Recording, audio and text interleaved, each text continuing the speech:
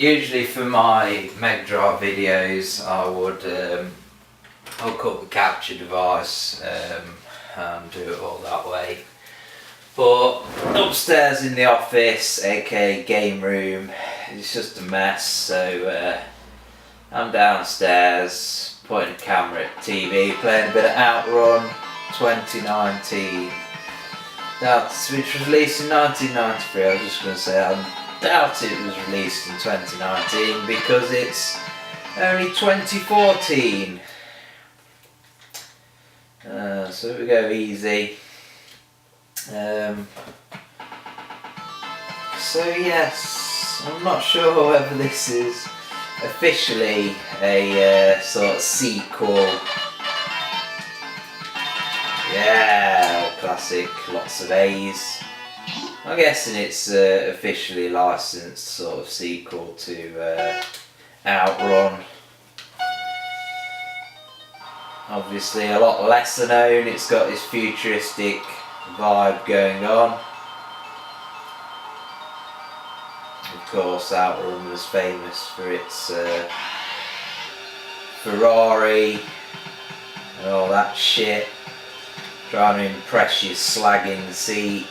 So you can see why this is a lesser known title than the original. There's no slag with the tits hanging out in your seat, and you're not exactly sliding around corners. It handles okay for this sort of game. Kind of got a bit of an F-Zero vibe going on without the Mode 7 or whatever it was called graphics. The game looks a bit dull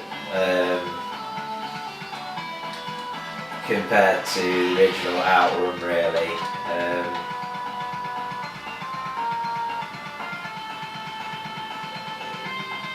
Doesn't really look like they've got the static background right either.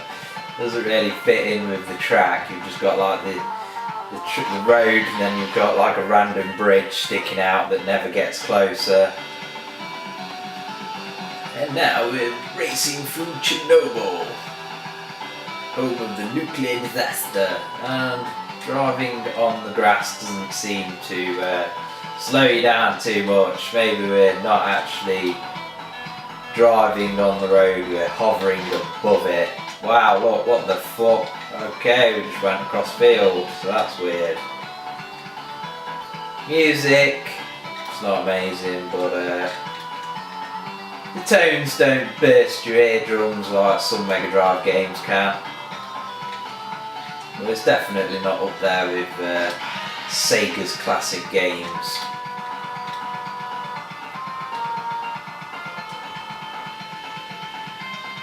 Probably the longest I've ever played a Sega racing game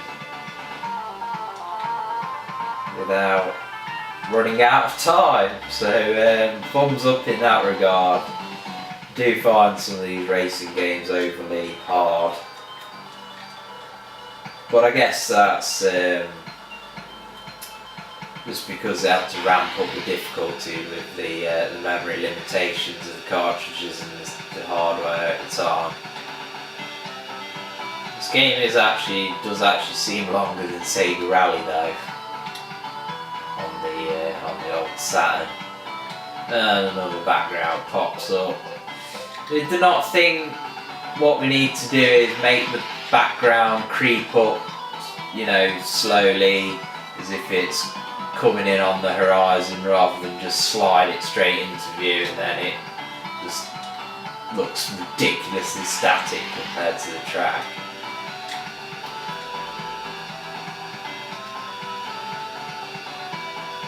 Oh no, we've gone off the edge and died of AIDS.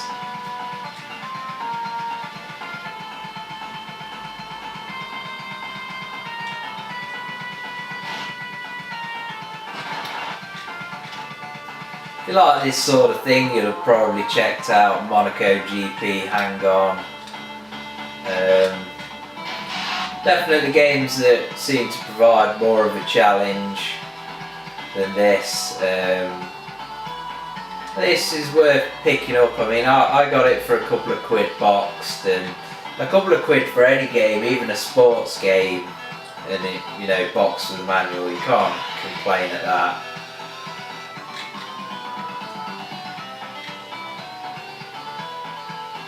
I feel like I've had a couple of quid's worth of enjoyment out of it already.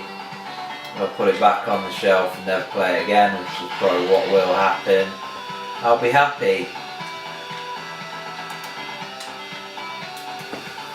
if this video somehow manages to get 1 million views and I get £1,000 in revenue from it, then I'll be fucking laughing all the way to the bank.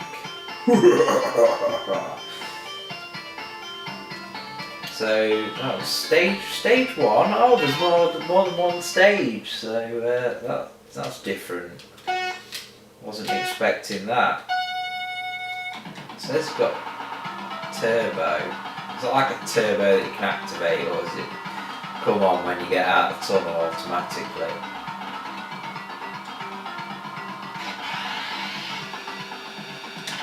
Bang. Music's picking up a bit funkier. Wow, can't really see where I'm going. Corners are a bit harder.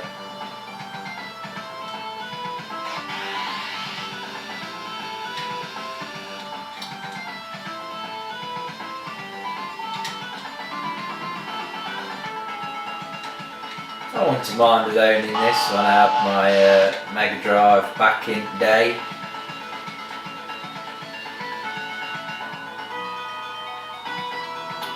Interested how they got this elevated bridge. I don't really recall any of these scrolling games that had that sort of floating platform effect.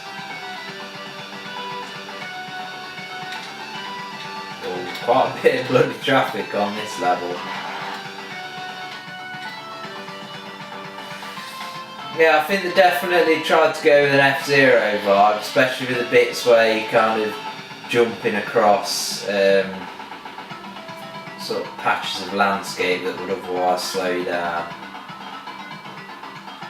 Fortunately, it's not got the nice rotational effects of F-Zero.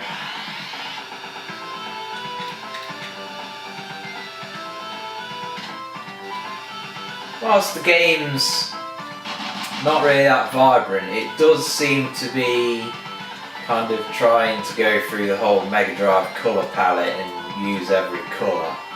It's just the art style, the art design has got a kind of darker edge to it.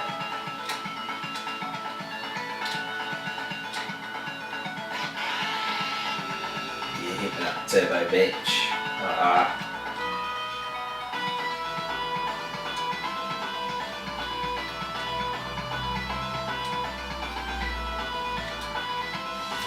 So in summary, Outrun 29, 2019, not 29. Very cheap. It's nowhere near as good as the original Outrun.